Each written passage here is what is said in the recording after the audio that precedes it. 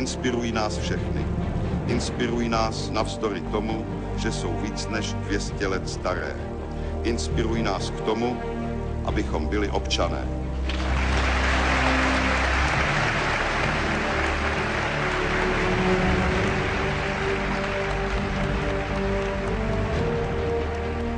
არ არსებობს უკეთესი მაგალითი ადამიანისა, რომელიც თავისუფლებისთვის მორალით იბრძოდა. მადლენ ოლბრაითი.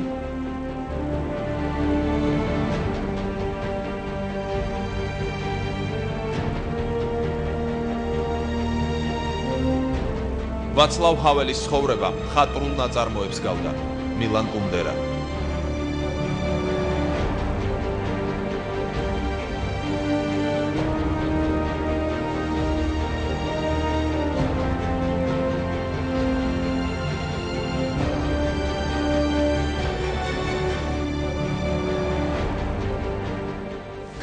მოგესალმებით, შაბათ საღამოს 9 საათზე პირველ არხზე თქვენ უყურებთ ვახოს ანაიას რეპორტაჟს. დღეს ჩვენი გადაცემა მთლიანად ვაცლავ ჰაველს დაეთმობა. სულ ცოტა ხანში ჩვენი ჟურნალისტის პირდაპირი ჩართვა პრაღიდან. შემდეგ ჰაველის ცხოვრების გზა, დისიდენტობის პერიოდი. მომდევნო რეპორტაჟი, პიროვნება პოლიტიკაში, პრეზიდენტი ჰაველი. დღევანდელ გადაცემაში კიდევ ერთი ჩართვა პრაღიდან, რადიო თავისუფლება, სალომე ასათიანი. ასევე რას იხსენებდა და რა შეკითხვებს სცემდა პასუხს ჰაველი თავის წიგნში. გთხოვთ მოკლედ. ქართველი მკითხველები ჰაველის შესახებ. დასასრულ გარდაცვალებამდე ცოტა ხნით ადრე ჩაწერილი ინტერვიუ ვაცლავ ჰაველთან. ახლა შემოგთავაზებთ ჩართვას პრაღიდან. პირველი არხის ჟურნალისტი ქეთი ბოჯგუა ერთი კვირაა ჩეხეთის დედაქალაქში იმყოფება სპეციალურად ჩვენი გადაცემისთვის. ქეთი, საღამო მშვიდობისა, უპირველეს ყოვლისა მოუთხროთ ჩვენს მაყურებელს რა ატმოსფერო და ვითარება იყო პრაღაში მთელი ამ დღეების განმავლობაში. როგორია განწყობა ჩეხეთში, რომელსაც აღარ ყავს ვაცლავ ჰაველი. მთელი ამ ერთი კვირის განმავლობაში ქვეყანაში იყო გლოვა და ეს იგრძნობოდა ყოველ ფეხის ნაბიჯზე. იგრძნობოდა, რომ ჩეხეთმა დაკარგა დიდი ადამიანი და იმ პერიოდში, როდესაც იგი ესვენა პრაღის სასახლეში, იქ იკრიბებოდა უამრავი ადამიანი და აქ არ იყვნენ მხოლოდ ჩეხები, აქ იყვნენ ადამიანები მთელი ევროპიდან და თუნდაც ის ტურისტები, რომლებიც იმყოფებოდნენ ამ დროს პრაღაში, ფაქტობრივად ეს იყო მათი ინტერესი თუ თავის მოვალეობა თვლიდნენ, ფაქტი ერთია, რომ ისინი შედიოდნენ პრეზიდენტთან გამოსათხოვებლად. ჩეხეთში ამბობდნენ, რომ მათ დაკარგეს ადამიანი, რომელმაც შეცვალა არა მარტო ჩეხეთის, არამედ ევროპის მომავალი. და ეს არ იყო პათეტიკა. ევროპაში მოგეხსენებათ, არ უყვართ პათეტიკური სიტყვები, ისინი არიან საკმაოდ რაციონალურები, თუმცა იგრძნობოდა პრაღაში, რომ ვაცლავ ჰაველისთვის მათ არენანებოდათ თბილი სიტყვები, მათ არენანებოდათ იმის თქმა, რომ ჩეხეთმა დაკარგა ძალიან დიდი ადამიანი, ხოლო ევროპამ დაკარგა პოლიტიკოსი, რომლის მსგავსიც ალბათ არასოდეს ეყოლებათ. ეს განწყობა მთელი ამ ერთი კვირის განმავლობაში იყო პრაღაში და ჩვენც ბუნებრივია გადმოგვედო, როდესაც ჩვენ დავდიოდით ქალაქის ქუჩებში, ხედავდით ბანერებს, სადაც ეწერა ვაცლავ გვიყვარხარ მშვიდობით ბატონო პრეზიდენტო. და კეთი საინტერესოა ასევე ცალკე ვისაუბროთ იმის შესახებ, როგორ იხსენებდნენ მოქალაქეები ვაცლავ ჰაველს, ის მოქალაქეები, რომლებიც მას უკანასკნელ გზაზე აცილებდნენ და ასევე რას წერდა მთელი ამ დღეების განმავლობაში, როგორ აშუქებდა ამ მოვლენას ჩეხეთის მედია. ძალიან ბევრი წერდა იმაზე, რომ ჰაველის გარდაცვალებასთან ერთად ეპოქა დამთავრდა ჩეხეთისთვის. ვაცლავ ჰაველმა დატოვა ისეთი მემკვიდრეობა, რომელიც მუდმივად იარსებებს, რომელიც მუდმივად მოახდენს გავლენას ევროპაზე და იზღირებულებები, რომლებზეც იგი საუბრობდა ჯერ კიდევ 70-იან წლებში, რამდენიმე ათეული წლის წინ, დღესაც პოვებს ასახვას მსოფლიოში მიმდინარე პროცესებზე. ახალგაზრდა თაობა ამბობდა, რომ მათ ვაცლავ ჰაველმა მისცა ის მომავალი, რომელშიც ახლა ცხოვრობენ. რაც შეეხება უფრო ძველი თაობის ადამიანებს, ისინი იხსენებდნენ იმ წლებს, რომლებიც მათ გამოიარეს და იმ კონტრასტს, რომელიც დღეს არსებობს ჩეხეთში, დღეს არსებობს ევროპაში და რომელიც იყო მაშინ კომუნისტური რეჟიმის პერიოდში. ეს იყო ჩართვა პრაღიდან და ჟურნალისტი ქეთი ბოჯგუა, ძალიან დიდი მადლობა. ქეთი, ვინ იყო ვაცლავ ჰაველი, ჩვენი რეპორტაჟის პირველი ნაწილი. ჰაველის ახალგაზრდობისა და დისიდენტობის წლებზე მოგითხრობთ, ვიდრე ჩეხოსლოვაკიის პრეზიდენტობამდე. მე-20 საუკუნის გამორჩეული ანტიკომუნისტისა და თავისუფლებისთვის მებრძოლის ბიოგრაფია. ნაწილი პირველი, დისიდენტი ჰაველი. დისიდენტი იმის გამო კი არ ხდები, რომ ერთ დღეს უბრალოდ გაიღვიძებ და გადაწყვეტ, რომ ამ უაღრესად უჩვეულო კარიერას უნდა მისდიო. ამისგენ პასუხისმგებლობის განცდა გიბიძგებს, რასაც კომპლექსური გარეშე ფაქტორებიც ემატება. ვაცლავ ჰაველი. ბაბუამ მამის მხრიდან ქალაქის ერთ-ერთ ცენტრალურ მოედანზე პრაღაში პირველმა ააშენა მდიდრული რკინა-ბეტონის შენობა მოდერნის სტილში ცნობილი დარბაზითა და კინოთეატრით. ბაბუა დედის მხრიდან კი ბურჟუაზიულ გაზეთს რედაქტორობდა. იყო ელჩი ავსტრო-უნგრეთში, 1928 წელს კი პროპაგანდის მინისტრის პოსტი ეკავა. მამამისმა პრაღაში შეიძინა ნაკვეთი და დააარსა საკუთარი კინოსტუდია. ააშენა მდიდრული სახლების მთელი კვარტალი. ერთი სიტყვით, ვაცლავ ჰაველი 1936 წლის 5 ოქტომბერს მდიდარ ოჯახში დაიბადა. მაგრამ მალე ჩეხეთში კომუნიზმის ეპოქა იწყება. 1948 წელს ჰაველების ოჯახი ყველაფერს კარგავს. სახლები, კინოსტუდიები, რესტორნები, სასტუმროები და მდიდრული ცხოვრება წარსულს ბარდება. მოხდა მთელი ქონების ნაციონალიზაცია. მოვლენების ქრონოლოგიას დავარღვევთ და გეტყვით, რომ ამ ქონებას ჰაველს ხავერდოვანი რევოლუციის შემდეგ დაუბრუნებენ. წარმომავლობის გამო კომუნისტურმა რეჟიმმა ოფიციალური განათლების მიღება შეუზღუდა. 1950-იანი წლების დასაწყისში ერთ-ერთ ქიმიურ ლაბორატორიაში შეგირდად მოეწყო. პარალელურად სწავლობდა საღამოს სკოლაში. 1954 წელს საშუალო სკოლის დამთავრების შემდეგ ტექნიკური უნივერსიტეტის ეკონომიკურ ფაკულტეტზე განაგრძობს სწავლას, მაგრამ ცნობილია, რომ ეს დარგი მას ყველაზე ნაკლებ მოწონდა. ჰაველის მოწოდება ლიტერატურა იყო. მას უხდებოდა მუშაობა, იყო ტაქსისტიც, ქიმიურ ლაბორატორიაში მუშაობდა, ასე რომ ცხოვრება მან ნახა სხვადასხვა მხრიდან, რაც ამაც ხელი შეუწყო იმას, რომ მისგან ძალიან საინტერესო დრამატურგი ჩამოყალიბდა. საინტერესო დრამატურგი, რომელიც სწორედ პრაღის გაზაფხულამდე უკვე გარკვეული სახელი ჰქონდა მოპოვებული. მოგვიანებით სავალდებულო სამხედრო სამსახურს იწყებს. შეიძლება ითქვას, რომ ჰაველის წარმატებული დრამატურგიული მოღვაწეობა ჯარში დაიწყო. სამხედრო სამსახურში ყოფნის დროს თეატრალური კოლექტივი ჩამოაყალიბა. ჯარის დამთავრების შემდეგ ჰაველი აქტიურად განაგრძობს დრამატურგობას. 1966 წელს კი გამოვიდა მისი წიგნი პროტოკოლები, რომელიც არანაირად არ ჯდებოდა კომუნისტური რეალობის ფარგლებში და რომელმაც დიდი საზოგადოებრივი რეზონანსი გამოიწვია. ჰაველის პიესები რეჟიმის პროტესტი იყო. ამ პერიოდიდან ჰაველი უკვე ხელისუფლების ზედამხედველობის ქვეშაა, მაგრამ მალე უფრო რთული პერიოდიც დადგება. წინ პრაღის გაზაფხულია. 1968 წელს პრაღაში რუსული ტანკები შევიდა. ამ მოვლენებიდან მალე ჰაველი პირველად დააპატიმრეს. ჰაველის პიესები აკრძალული იყო. მართალია შეერთებულ შტატებში დაიდგა მისი პიესები, მაგრამ თვითონ ჰაველი კი ვერ ტოვებდა ქვეყანას იმისთვის, რომ მისი ნაწარმოებების უცხოური დადგმები ეხილა. ჰაველს ჰქონდა შესაძლებლობა საერთოდ წასულიყო ემიგრაციაში, როგორც მისი მეგობარი ცნობილი მწერალი მილან კუნდერა მოიქცა, მაგრამ ის მაინც ბოლომდე ჩეხეთში დარჩა.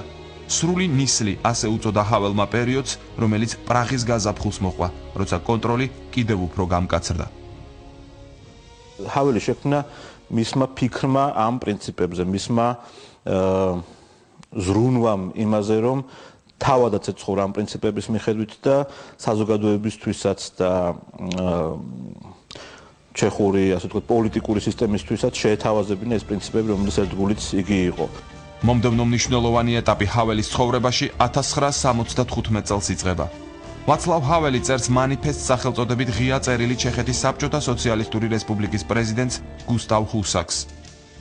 მოსახლეობა ცხოვრობდა წლისთავიდან წლისთავამდე, აღლუმიდან აღლუმამდე, ყრილობიდან ყრილობამდე, მაგრამ იგი აღნიშნავს, რომ მოხდება ერთხელ დადგება მომენტი, როდესაც ოფიციალური კალენდრით გაუთვალისწინებელი მოვლენები მოხდება. რეალური სურათი ეფუძნება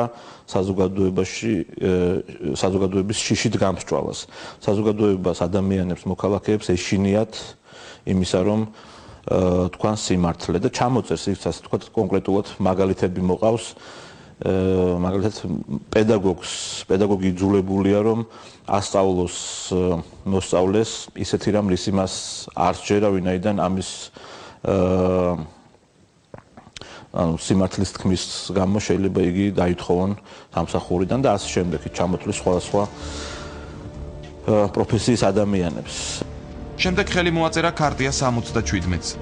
ჰაველი თანამოაზრეებთან ერთად კომუნისტური რეჟიმისგან ადამიანის უფლებების ხელშეკრულების დაცვას მოითხოვდა. ერთ-ერთი მთავარი სტიმული ამ მოძრაობის დაწყებისა იყო როკ ჯგუფის წევრების დაკავება. 1977 წლის ბოლოს ქარტიას 800-მდე ადამიანმა მოაწერა ხელი. ჰაველი ზუსტად ამ წლიდან იყო, სადაც როკ ჯგუფის დაპატიმრებაზე ხმა უნდა ამოეყოთ, ასე დაიწყო მისი პოლიტიკური პროტესტი. ანუ მანამდე ეს პროტესტი გამოხატავდა როგორც ხელოვანი მე მოხდა ეს დაპირისპირება, ამას მოყვა ქარტია 77, სადაც ჰაველმა თავის მეგობრებთან იქ ძალიან ბევრი მდინარის სხვები იყვნენ, კოხოუტი და სხვა ძალიან ცნობილი ჩეხი მომავალი მოღვაწეები და იმდროინდელი დისიდენტები შექმნეს ქარტია 77. ეს იყო საზოგადოებრივი, უფრო მეტად ვიდრე პოლიტიკური, მაგრამ მაინც დაპირისპირება, კლასიკური დისიდენტური დაპირისპირება ხელისუფლებასთან. ჩეხეთში პოლიტიკური დისიდენტური მოძრაობა ჩამოყალიბდა. მალევე დადგა კომუნისტური ხელისუფლების პასუხის დროს. მთავრობამ მოძრაობას ანტისახელმწიფოებრივი უწოდა. ქარტიის ყველა ხელმომწერი მოღალატედ შერაცხეს. ხელმომწერებსა და მათი ოჯახის წევრებს ავიწროებდნენ, ათავისუფლებდნენ სამსახურიდან, დევნიდნენ და აპატიმრებდნენ. ჩვენი თაობა, ვისაც არ უნდოდა სული მიეყიდა ბოლშევიკური ესტაბლიშმენტისთვის, ვეძებდით შთაგონებას. მაგალითს, სწორედ აქ იყო ჰაველის როლი ძალიან მნიშვნელოვანი, რადგან მან შეძლო ჩვენი შთაგონება, ჩვენი გაერთიანება. მან ეს მოახერხა. მე მახსოვს ის როგორც კაცი, რომელიც განსხვავებული იყო მისი ანდერგრაუნდელი ახალგაზრდა ამხანაგებისგან. მას ჰქონდა კეთილშობილური საუბარი, მაგრამ სულით ახალგაზრდა იყო. 1979 წელს დააპატიმრეს ვაცლავ ჰაველიც და 5 წლით თავისუფლების აღკვეთა მიუსაჯეს. ციხეში ჰაველის ჯანმრთელობის მდგომარეობა გაუარესდა. მისი გავლენის გარეშე, მისი შემაკავშირებლობის გარეშე ოპოზიცია ფრაგმენტული იქნებოდა და მას კომუნისტური კგბ შეჭამდა. მისი რენომეს დახმარებით ჩვენ უფრო დაცულები ვიყავით და უფრო დიდები და ძლიერები ვჩანდით, რადგან ხალხის დიდ ნაწილს არ მოსწონდა კომუნიზმი, მაგრამ არ ჰქონდა მასთან ღიად დაპირისპირების ძალა. რა თქმა უნდა, მან შეცვალა ადამიანების ყოველდღიური ცხოვრება, რადგან ცხოვრება ტოტალიტარულ სისტემაში სულ სხვაა. იქ ჩვენ ვერ ვსუნთქავდით, ძალიან ცუდად ცხოვრობდით, სულ რაღაცის გვეშინოდა. ის რაც მოგცა ჰაველმა ამ სისტემის ჩახშობა იყო. ჩვენ აღარ გვეშინია და ეს არის მთავარი განსხვავება. რეპრესიებს ჰაველისთვის ხელი არ შეუშლია არჩეულ გზაზე სვლა განებრძო. ციხიდან გამოსვლის შემდეგ 1 წუთით არ წყვეტს დისიდენტურ მოღვაწეობას. ამავე პერიოდში კიდევ უფრო გამოიკვეთა ჰაველის შეხედულება პოლიტიკისადმი. პოლიტიკა შესაძლებელია და უნდა იყოს მორალური, ამბობდა ის. ამასთან სულ იმეორებდა, რომ არავითარ შემთხვევაში არ ცუდდა გამختارიყო პოლიტიკოსი. ჰაველის ერთადერთი იარაღი ამ ბრძოლაში იყო სიტყვა. ხავერდოვანი რევოლუცია ძალიან კარგად მახსოვს, მაშინ პრაღის ქუჩებში მღეროდნენ 1977 წელს დაწერილ სიმღერას ჰაველზე ჰავლიჩკო ჰავლე. და როდესაც ესეთი ფართო მასებისათვის ერთი ცოცხალი ადამიანის სახელი ასეთი მნიშვნელოვანი და სიმბოლური ხდება, რომ უზარმაზარი ვაცლავის მოედანზე უზარმაზარი რაოდენობით შეკრებილი ადამიანები მღეროდნენ აი ამ კაცის საპატივცემულო სიმღერას, ასაგული ეს ნიშნავს როგორი პოპულარული იყო ის და როგორ იმედებს ამყარებდნენ მასზე. ჰაველი სამოქალაქო მოძრაობის უდავო ლიდერია, რომელიც ქვეყანას მალე უსისხლო ხავერდოვან რევოლუციამდე მიიყვანს. საგარეო ვითარება, პერესტროიკა, შემდეგ ბერლინის კედლის დანგრევა და რა თქმა უნდა ქვეყნის შიგნით პროტესტი რეჟიმის წინააღმდეგ განაპირობებდა ჩეხოსლოვაკიის 1989 წლის შემოდგომის ცნობილ მოვლენებს. რეჟიმის წინააღმდეგ უამრავი ადამიანი გამოვიდა. ჩეხოსლოვაკიაში კომუნიზმი დაემხო. ამ ყველაფრის სათავეში კი ვაცლავ ჰაველი იდგა. ვარყოფილიყო ჰაველი, ჩეხებს ალბათ გაუჭირდებოდათ ხავერდის რევოლუცია. ხავერდის რევოლუცია რა იყო? ჰაველი და მისი მეგობრები დასხდნენ, მაგიდასთან, აქი დასხდნენ კომუნისტები, მოილაპარაკეს 15 დღე თუ 18 დღე მიდიოდა ესე იგი პროტესტი, შეუწყვეტელი, 18 დღის თავზე მოილაპარაკეს და თქვეს, ჩვენ ვrჩებით პარლამენტში, თქვენ შემოგაქვთ კანონპროექტები, ჩვენ კომუნისტები ყველაფერზე ხელს ვწევთ. და ასე გაატარებინეს კომუნისტებს, მაგრამ ეს ნიშნავს, რომ ასეთი კომუნისტები ყავდათ, ეს ვინ მოამზადა ეს ყველაფერი? ჰაველის და სხვების პიროვნებებმა, მათ არის ისინი არ იყვნენ ახალი ხალხის საზოგადოების, ესენი არ იყვნენ პოლიტიკოსები, ამიტომ მათ ჰქონდათ მეტი ნდობა იმ პერიოდში. ეს იყო გამართლება, ეს შეიძლება მოხდეს ჩეხეთში. ყველა ხავერდის რევოლუციას, რომელიც სხვაგან მოხდა, ასეთი არ ყოფილა, იქ არანაირი მოლაპარაკება არ იყო, ზეწოლა, უამრავი მთელი მსოფლიოს მონაწილეობა, ყველანაირი თქვათ ოტპორი, კმარა და სხვადასხვა ორგანიზაციები ფრიად და ფრიად არაჩეხური წარმომავლობისა, ანუ ჩეხური გზა იყო წესიერი, პატრიოტსანი გზა, რომელშიც არ მონაწილეობდა არავინ ჩეხი ხალხის გარდა. მთელ ამ პოლიტიკურ დრამატურგიაში ბედი ჰაველს ახალ როლს უმზადებდა. მას წინ პრეზიდენტობა ელოდა. 1989 წელს ხავერდოვანი რევოლუციის შედეგად დისიდენტი ჰაველი, რომელსაც სახელმწიფოს მართვის არანაირი გამოცდილება არ ჰქონდა, ქვეყნის პრეზიდენტი ხდება. ამით იწყება ჰაველის თავგადასავლებით სავსე ცხოვრების კიდევ ერთი ეტაპი. პრეზიდენტობა ჰაველის თვითმიზანი არასდროს ყოფილა. როგორც უკვე ვთქვით, არც გამოცდილება ჰქონდა, მაგრამ ეს ადამიანი ქვეყნის ჯერ ჩეხოსლოვაკიის და შემდეგ ჩეხეთის სათავეში ჯამში 13 წლით დარჩა. ეს იყო სრულიად ახალი მიდგომა და აზროვნება პოლიტიკაში.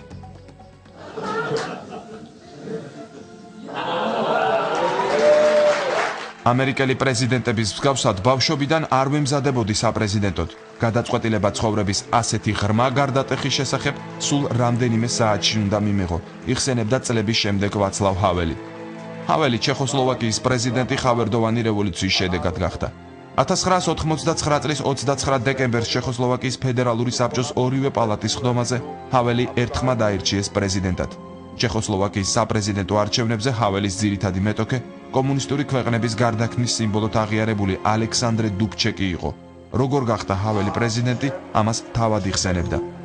მახსენდება, ბევრმა ვერ გაბედა ან ვერ მოახერხა დუბჩეკის დარწმუნება თავის ამბიციებზე პრეზიდენტობის კანდიდატობაზე ხელი აიღო. საბოლოოდ ეს საქმე მე დამეკისრა. რამდენიმე პირადი საუბარი მქონდა დუბჩეკთან.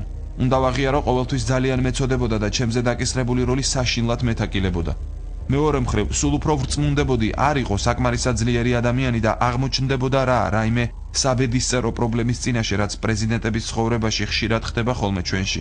შეიძლება ისევ ემტყუნა საქმისთვის. ერთ-ერთი პირველი გადაწყვეტილება, რომელიც ჰაველმა პრეზიდენტად არჩევის შემდეგ მიიღო, იყო ამნისტია. ციხეებიდან პოლიტიკური პატიმრები გამოუშვეს. ჰაველმა ეკონომიკური და პოლიტიკური რეფორმების მთელი ციკლი წამოიწყო. ქვეყანა საბაზრო ეკონომიკაზე გადადიოდა, საფუძველი ეყრებოდა პოლიტიკურ პლურალიზმს. შეძლო უშეცდომოდ გაევლო. მას არც ერთი სერიოზული დიდი შეცდომა არ მოსვლია. ფეთქებად სიტუაციაში. სიტუაცია კი მართლაც ფეთქებადი იყო მაშინ რა, იმ პერიოდში. და სწორედ აი ჰაველმა შეძლო ის უფრო თქვათ არა პროფესიული ცოდნით, არამედ ინტუიციით, შეიძლება ითქვას უფრო ინტუიციით მიიკვლევდა გზას აი დემოკრატიული სახელმწიფოებრიობის მშენებლობაში. მან დაამსხვრია სტერეოტიპი, რომ დისიდენტები ვერ ხდებიან წარმატებული პოლიტიკოსები. საკუთარი მოღვაწეობით ჰაველმა დაამტკიცა, რომ კარგად შეეძლო პოლიტიკური პროცესების მართვა და სწორი გადაწყვეტილებების მიღება კრიტიკულ მომენტებში. ერთ-ერთი ასეთი იყო ჩეხოსლოვაკიის გაყოფა. როცა 1992 წელს სლოვაკებმა დამოუკიდებლობა გამოაცხადეს, ჰაველი გადადგა ჩეხოსლოვაკიის პრეზიდენტის თანამდებობიდან და არ შეაფერხა ქვეყნის ორად გაყოფის პროცესი. 1993 წლიდან ჩეხეთი და სლოვაკეთი დამოუკიდებელ ქვეყნებად გამოჩნდნენ ევროპის რუკაზე. უიწყდებოდა ჩეხოსლოვაკიის დაშლაზე, ბოლომდე სურდა შენარჩუნება, მაგრამ როგორც კი მიხვდა, რომ ეს ძალის გამოყენების გარეშე შეუძლებელი იქნებოდა, უკან დაიხია. არის სურვა ტანკებით და იარაღით ერთიანობის ხელოვნურად შენარჩუნება. ის არ იყო მებრძოლი, მოკრივე. ხშირად ურჩევდნენ გამხდარიყო ჩვეულებრივი პოლიტიკოსი, რომელიმე პარტიის ლიდერი. ბევრი მეტისმეტ ხავერდოვნებასაც საყვედურობდა. ურჩევდნენ უფრო ხისტი ყოფილიყო, მაგრამ მას სხვანაირი ხასიათი ჰქონდა და ალბათ სწორედ ამაში იყო ჰაველი. იდეა რომ მან საჭირო მომენტში სწორედ დაიწყო მედიაცია, რათა ეს საკითხი მისულიყო იმ წერტილამდე, რომელზეც დღეს მივიდა და მისულიყო ეს აბსოლუტურად უთქმელოდ, არათუნთქმელოდ, არამედ მაქსიმალური ოპტიმალური მოგებებით ორივე ქვეყნისთვის, როგორც ჩეხეთისთვის და სლოვაკიისთვის და ამას ძალიან ძნელი მოხერხება, ძალიან დიდი პიროვნული ძალა ჭირდებოდა პოლიტიკური უნარები. იყო ეს უნიკალური შემთხვევა, შეიძლება ითქვას ევროპის ისტორიაში, როდესაც აი ერთი ქვეყანა უკვე ფორმირებული, ჩამოყალიბებულია რა, იყოფა ორ ნაწილად, ისე რომ მათ შორის არა თუ კონფლიქტი არ მომხდარა, არამედ ესე იგი აი ეს ძველი კავშირები, ეს კულტურული კავშირები, შეიძლება ითქვას რა, ყველაფერი ეს დარჩა და ეს ორი ქვეყანა გახდა დემოკრატიული ევროპის ორგანულად შემადგენელი ნაწილი. რასაკვირველია, ლომის წილი ამ კეთილშობილ საქმეში სწორედ ვაცლავ ჰაველს მიუძღვის. ჰაველმა 1993 წელს კენჭი იყარა უკვე ჩეხეთის პრეზიდენტის პოსტზე და გაიმარჯვა კიდეც. მიუხედავად იმისა, რომ ჩეხეთში პრემიერ-მინისტრის თანამდებობა უფრო მაღალი იყო, ჰაველმა როგორც პრეზიდენტმა საკუთარი გავლენით ბევრი სასიკეთო რეფორმის დაწყება მოახერხა. აღმოსავლეთ ევროპის სამი ქვეყნის ჩეხეთის, პოლონეთისა და უნგრეთის ნატოში 1999 წელს გაწევრიანება ყველაზე მეტად სწორედ ჰაველის სახელს უკავშირდება. მან გაუღო კარი თავისუფალ საზოგადოებას. ის ლიბერალი იყო ბუნებით და ეს იყო ძალიან მნიშვნელოვანი, რადგან მას ეს დაეხმარა დასავლური ტიპის დემოკრატიის შექმნაში. ის ძალიან მნიშვნელოვანი იყო ჩვენთვის ქვეყნის გარეთ, განსაკუთრებით ნატოსა და ევროკავშირში გაწევრიანების კუთხით. მაშინ ჩეხები, პოლონელები, უნგრელები, მათი მიღება მაინც და მაინც არ ეჩქარებოდა და ამისთვის ჰქონდათ რეალური პოლიტიკის მყარი არგუმენტები, მათ შორის რომ რუსეთთან ეს ურთიერთობას გააუფუჭებდათ. ვაცლავ ჰაველი არის კაცი, რომელიც პოლიტიკური პროცესი არის წმინდანი, რომელსაც არასოდეს არც ერთ პოლიტიკურ ბინძურ მაქინაციაში მონაწილეობა არ მიუღია, რომლის სახელს არ უკავშირდება არჩევნების გაყალბების რაღაც ასეთი ცდელობა, მის სახელს არ უკავშირდება მოსყიდვა, მის სახელს არ უკავშირდება ადამიანებისთვის რაღაც ისეთის დაპირება და ეს არის პოლიტიკოსი, რომელიც რაც თქვა, ის გააკეთა. ანუ უბედნიერესი კაცია. ესაა კაცი, რომლის დროს ჩეხეთი გახდა ნატოს წევრი. ეს არის კაცი და რომელმაც უზრუნველყო სხვა ჩვენს პოლონეთის და უნგრეთის ნატოში გაწევრიანება, იმიტომ რომ მთლიანად ჰაველის დამსახურება მეტია ვიდრე სხვების. ჰაველი პოლიტიკაში მორალისა და ზნეობრიობის მომხრე იყო. ის არ მიიჩნევდა, რომ პოლიტიკა ბინძური საქმეა. ვაცლავ ჰაველი ამტკიცებდა, რომ წარმატებას პრეზიდენტი და პოლიტიკოსი მაშინ აღწევს, როცა ის სიმართლეს ამბობს და მაღალი ზნეობით გამოირჩევა. თვითონ თქვა უკვე თავისი კარიერის ბოლოს, ძალიან ჩვენესათვის სწორი სიტყვები, რომ პოლიტიკოსის წარმატებულობა იზომნა მხოლოდ ერთი რამითო.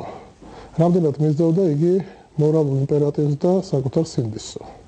მე ვფიქრობ, რომ აი ეს როდესაც ჰაველი აღარ არის, შეიძლება ვთქვათ, რომ ის იყო წარმატებული პოლიტიკოსი, იმიტომ რომ ის ყოველთვის მოქმედებდა მორალის იმპერატივით.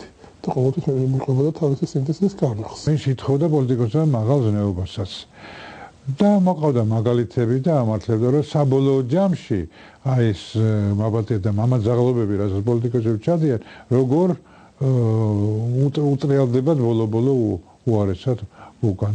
და რაც თავარია პრაქტიკაში ეთარებდა, ცხოვრებაში იყო მაღალზნეობრივი ადამიანი. საქართველოს საგარეო საქმეთა ყოფილი მინისტრი გიორგი ხოშტარია 1989 წელს მოსკოვში პირადად შეხვდა ვაცლავ ჰაველს. ამ შეხვედრას ის ზვიად გამსახურდიასთან ერთად ესწრებოდა.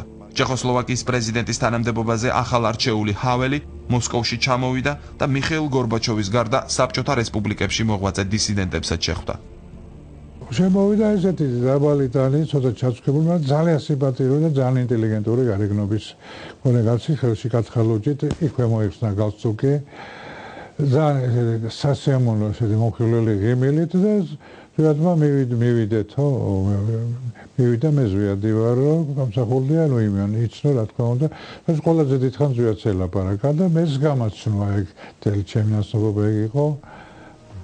ჩამოვართვით ხელი ერთმანეთს. ჰაველი იყო ერთ-ერთი პირველი, რომელმაც დააჩქარა ეგრეთ წოდებული ვარშავის ხელშეკრულების ორგანიზაციის დაშლა და მიაღწია რუსული შენაერთების ჩეხეთის ტერიტორიიდან გაყვანას. მან ფაქტობრივად მოამზადა ქვეყანა ევროკავშირში გასაწევრიანებლად. 2003 წელს ვაცლავ ჰაველი თანამდებობიდან წავიდა. 2004 წელს კი ჩეხეთი ევროკავშირის წევრი გახდა. შექმნა სიმბოლო, თუ როგორ შეიძლება ტოტალიტარული სახელმწიფოს ნამდვილ დემოკრატიად და დემოკრატიულ ქვეყნად გადაქცევა. ჩემთვის სამაგალითოა და არა მხოლოდ ჩემთვის, მე მგონი მსოფლიოში ის დღეს გახდა ეტალონი აი ამ ტრანსფორმაციისა. და ეს მოახერხა მან ალბათ ბევრი ფაქტორებიდან გამომდინარე იქიდან რომ ჯერ ერთი ის ძალიან კარგი ოჯახის შვილი იყო, კარგად აღზრდილი, საკმაოდ განათლებული. მეორე ის რომ ის ამ საქმიანობას ეწეოდა არა პოზის, არა პოპულიზმის გამო, არამედ აბსოლუტურად გააზრებული ჰქონდა რას აკეთებდა, რისთვის აკეთებდა და ის გამსჭვალული იყო ამ იდეებით, რასაც ადამიანის უფლებები ქვია, რასაც ფუნდამენტური უფლებები და თავისუფლებები ქვია. თავის ძალიან ენერგიით და იდეებით ახსავსე იყო 2003 წელს, როდესაც მან დაამთავრა მოღვაწეობა. ეს არის უიშვიათესი შემთხვევა მსოფლიო პოლიტიკაში, როდესაც ყოფილი პრეზიდენტი გაცილებით უფრო მეტი პატივისცემით სარგებლობს, ვიდრე მისი დროს პრემიერი და შემდგომში პრეზიდენტი, მაგალითად სხვა ვაცლავი, ასე ვთქვათ, იქ რამდენიმე ვაცლავის კონკურენცია იყო. არ ჭირდებოდა მას არც რეგალიები, არც ტიტულები და არც თანამდებობები. და შესაბამისად ამას ეპყრობოდა ძალიან მშვიდად, მსუბუქად. არც დაკარგვის ეშინოდა არაფრის, იმიტომ რომ საკუთარ თავში დარწმუნებული იყო და ეს საშუალებას აძლევდა ამ მისთვის ყველაფრისთვის შეეხედა ირონიით და ასე ვთქვათ, რაღაც გარკვეული იუმორით. საპრეზიდენტო კარიერის დასრულების შემდეგ ჰაველი მაინც დარჩა როგორც ერთ-ერთი გავლენიანი ევროპელი პოლიტიკოსი. მან ერთ-ერთმა პირველმა მკაცრად გაკიცხა რუსეთი 2008 წლის აგრესიის დროს. ჰაველის ზეგავლენის გამო გერმანელებმა უარი თქვეს პუტინისთვის გადაეცა ცნობილი კვადრიგას პრემია, რომელიც 2009 წელს თავად ვაცლავმა მიიღო. ანალიტიკოსების უმრავლესობა დღეს გულდაწყვეტით იხსენებს იმას, რომ ადამიანის უფლებებისთვის მებრძოლს, რომელმაც ამდენი რამ გააკეთა თავისუფლებისთვის, რატომღაც ნობელის პრემია არ მიანიჭეს. წელს ოქტომბერში მოხდა ის ფაქტი, რომ პრეზიდენტ სააკაშვილმა დააჯილდოა ჰაველის საქართველოს უმაღლესი ჯილდოთი წმინდა გიორგის ორდენით და დაჯილდოების ცერემონია გაიმართა საელჩოში. ეთყობა პრეზიდენტ ჰაველმა მოიკრიფა ყველა ძალა იმისთვის, რომ ეს აქტი მოხდარიყო, თავისით მოვიდა საელჩოში, მიიღო მონაწილეობა დაჯილდოების ცერემონიაში სიტყვა თქვა, რომელშიც ძალიან მკაფიო გზავნილები იყო საქართველოს მომავალ ბედზე და დაგვემშვიდობა. მინდა გითხრათ, რომ ამ დღის მერე ჰაველი აღარ გასულა თვითონ. მნახველებს ღებულობდა მხოლოდ სახლში. რაც შეეხება შიდა პოლიტიკას, აქ ჰაველის ყველაზე დიდი მოწინააღმდეგე მთელი 10 წლის განმავლობაში პრემიერ-მინისტრი ვაცლავ კლაუსი იყო. არ მჯერა მისი სიტყვების, მისი ფასეულობების, მისი საქმის, არ მესმის მისი სამოქალაქო საზოგადოების. ჩემთვის ეს ცარიელი ფრაზაა. მასზე უფრო ელიტური მთელ ცხოვრებაში არავინ მინახავს. მე ჩვეულებრივი კაცი ვარ. ის კი არა ამბობდა ჰაველის შესახებ ვაცლავ კლაუსი. ჰაველისა და კლაუსის დაპირისპირება მთელი 10 წლის განმავლობაში ჩეხეთის შიდა პოლიტიკის მთავარი მოვლენა იყო.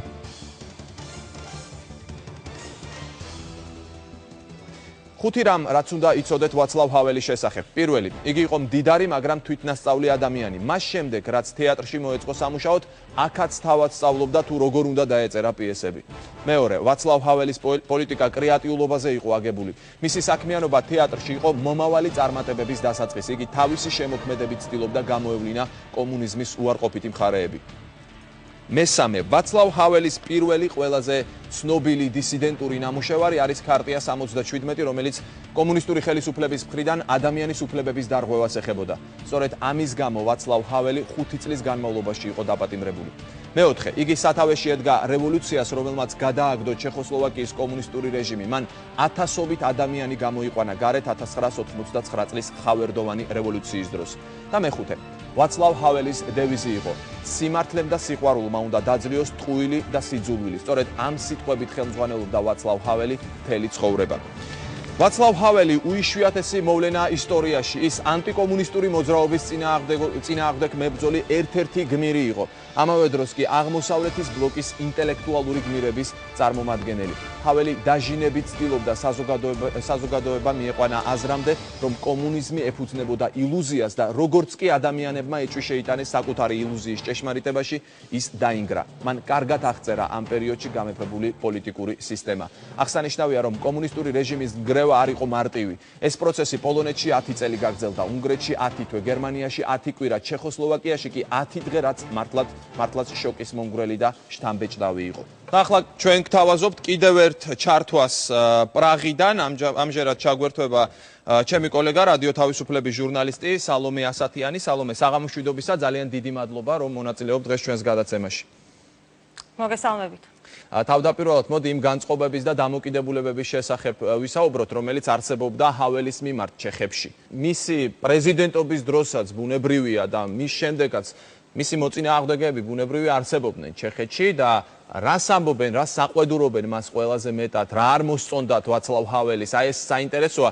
ჩვენ ძალიან ბევრ დადებითს ვამბობთ დღეს ვაცლავ ჰაველზე, მაგრამ ბუნებრივია საინტერესოა მისი მოწინააღმდეგეების მოსაზრებები.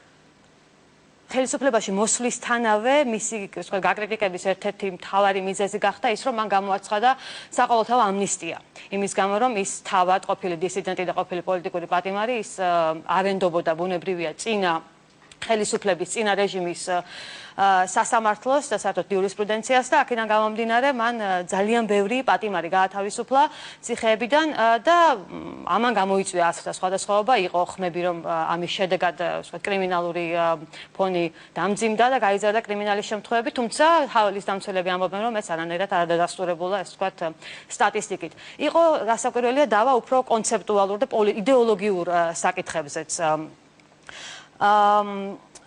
მაგალითად აქ პრაგმატიკოსი პოლიტიკოსები უფრო მას მაგალითისთვის უბრალოდ რომ მოიყვანოთ აკრიტიკებდნენ იმის გამო რომ ის წლების მანძილზე ძალიან ახლოს იყო დალაი ლამასთან იწვევდა მას პრაღაში და ამას შეიძლებოდა გამოეწვია ასე ვთქვათ ჩინეთის განაწყენება ხო დალაი ლამა სხვათა შორის პრაღას მის გარდაცვალებამდე 2 კვირით ადრეც ესტუმრა ვაცლავ ჰაველი უკვე ეტლში იყო, ფეხს დაუძლურებული იყო, სუსტად გზნობდა თავს და ფეხს წამოდგომა უჭირდა, თუმცა ეს ორი ფიგურა ერთმანეთს კიდევ ერთხელ შეხვდა და მორიგი ეს თქვა დოკუმენტი შეიმუშავეს, პოლიტიკური რეპრესიები დაგმეს სირიაში და კიდევ ახლო აღმოსავლეთის რამდენიმე სხვა ქვეყანაში, სადაც ახლა მოგეხსენებათ მღელვარება და გამოსვლები მიმდინარეობს და თქვა პოლიტიკურ პატიმრებს და მათ ვინც პოლიტიკურ რეპრესიებს განიცდის და ვისი სამოქალაქო უფლებები და ადამიანის უფლებები ირღვევა, მოუწოდეს გამძლეობისკენ და ხნეობისკენ. მას ვაცლავ ჰაველს აკრიტიკებდნენ ასე ვთქვათ მარცხნიდან ორთოდოქსი ან ძალიან ასე ვთქვათ სწორხაზოვანი მემარცხენეები იმის გამო რომ ეს იყო მოგეხსენებათ ის ერთ-ერთი ძალიან გავლენიანი კლანის წარმომადგენელი იყო ძალიან შეძლებულ ოჯახში დაიბადა და მას საყვედურობდნენ რომ ის ზედმეტად კონცენტრირებული იყო თუ შეიძლება ისეთი რამე ითქვას სამოქალაქო ასპექტებზე და სამოქალაქო თავისუფლებებზე და არ ითვალისწინებდა თქვა სოციალურ ფონს, სოციალურ პრობლემებს, იმას რომ საბაზრო ეკონომიკაზე გადასვლის შედეგად ჩეხეთში ძალიან ბევრმა ადამიანმა ძალიან ბევრი რამ დაკარგა, გაღარიბდა და საბაზრო ეკონომიკას ვერ შეეწყო. ასევე საყვედურობდნენ იმის გამო, რომ ნატოს უპირობო მხარდამჭერი იყო და ნატოში გაწევრიანების ახსენებდნენ იმას, რომ საბჭოთა კავშირის დაშლის შემდეგ პირველ ეტაპზე ჰაველი გამოდიოდა აქტიურად, მოწოდებით, რომ დაშლილი იყო როგორც ვარშავის ხელშეკრულება, ისე ნატო და ევროპა საერთოდ თავისუფალი ყოფილიყო ყველანაირი სამხედრო გაერთიანებებისგან, თუმცა მან მოსაზრება ძალიან მალე შეიცვალა და დარჩა, ასე ვთქვათ, გახდა ნატოში გაწევრიანების. სალომე, ორი გამოკვეთილი ფიგურაა, ხო, ჩვენ მოწინააღმდეგეებზე ვისაუბრეთ, ჰაველი და კლაუსი ჩეხეთის პოლიტიკაში. აი, რითია საინტერესო მათი ეს კონფლიქტი? ვაცლავ ჰაველი და ვაცლავ კლაუსი მართლაც ვთქვათ წლების მანძილზე გრძელდებოდა მათი დაპირისპირება და ეს მართლაც საინტერესო ხრესტომათიური შემთხვევაა ორი აბსოლუტურად განსხვავებული პოლიტიკოსის დაპირისპირებისა. ერთი მხრივ კლაუსი, რომელიც ცნობილია როგორც უკიდურესი, ვთქვათ, პრაგმატიკოსი და მეორე მხრივ ჰაველი, ყოფილი დისიდენტი, იდეალისტი, ვთქვათ, კლაუსი, რომელიც უფრო უპირატესობას ანიჭებს პარტიულ ცხოვრებას, პარტიებს შორის მოლაპარაკებას, პრაგმატულ გათვლებს, ჰაველი, რომელიც ამბობს, რომ მთავარია სინდისი, მთავარია პოლიტიკოსის სინდისი, მისი სიმართლე და იდეალების ერთგულება. აქედან გამომდინარე, სწორედ ერთ-ერთი მთავარი დაპირისპირება მათ შორის ხდებოდა სამოქალაქო საზოგადოების როლზე. ჰაველს მიაჩნდა, რომ კლაუსი არ ანიჭებს სამოქალაქო საზოგადოების აქტიურობას, ჩართულობას დემოკრატიაში, სათანადო მნიშვნელობას, ხოლო კლაუსი ამბობდა, რომ დემოკრატიისთვის მთავარია პარტიების დინამიკა და პარტიული ცხოვრება. ეს დაპირისპირება 1997 წელს კიდევ უფრო გაღრმავდა, როცა ჰაველმა უკვე კლაუსს სერიოზულად დასტობრალი, სერიოზული ვთქვათ, გამოსვლა ჰქონდა, მას ძალიან მწვავე პარლამენტში, ეკონომიკური პოლიტიკის არასწორად წარმართვისკენ და ვთქვათ, პრივატიზაციის ბევრი სახელმწიფო ობიექტის კერძო საკუთრებაში გადაცემაში დაადანაშაულა არამიზნობრივად და მისი აზრით გაუმართლებლად და ასევე კლაუს ბრალი დასწრო იმაში, რომ ის ილუზიის ტყვეობაში იყო, რომ ვთქვათ, თავისუფალი ბაზრის ეს უხილავი ხელი, ეს მითიური ფორმულა მოაგვარებდა ჩეხეთის ვთქვათ, ეკონომიკურ პრობლემებს და ასევე ძალიან მნიშვნელოვანი და საინტერესო უმნიშვნელოვანესი ფაქტორია ჰაველისთვის, როგორც პოლიტიკოსისთვის იყო ევროპა. და ევროპის ცნების როლი. კლაუსი ცნობილია როგორც ერთ-ერთი ყველაზე რადიკალი ევროსკეპტიკოსი ევროპაში და ევროკავშირში, ხოლო ჰავდა სკეპტიკურად განწყობილი თქვა ევროკავშირის მიმართ, ჰაველისთვის კი ჯერ კიდე დისიდენტობის პერიოდიდან მოყოლებული ევროპა არა მხოლოდ როგორც გეოგრაფიული ერთეული, არამედ როგორც უწინარესად როგორც კულტურული ცნება, იყო გამსაზღვრელი ჩეხეთის და ჩეხურობის იდენტობისთვის. აი, ვაცლავ ჰაველი მაგალითად საქართველოში ხო, ბევრი პოსტსაბჭოთა ქვეყანაში და არა მარტო პოსტსაბჭოთა შეერთებულ შტატებში, მოკლედ ჩეხეთის საზღვრებს მიღმა არის მითი, არის ლეგენდა, ეს მართლა ჩვენთვის ასეა, ლეგენდაა ვაცლავ ჰაველი, მაგრამ აი თვითონ ჩეხეთში როგორი დამოკიდებულება არის ესეთი ლეგენდარული პიროვნება ვაცლავ ჰაველი, აღიქვამენ მას ასე?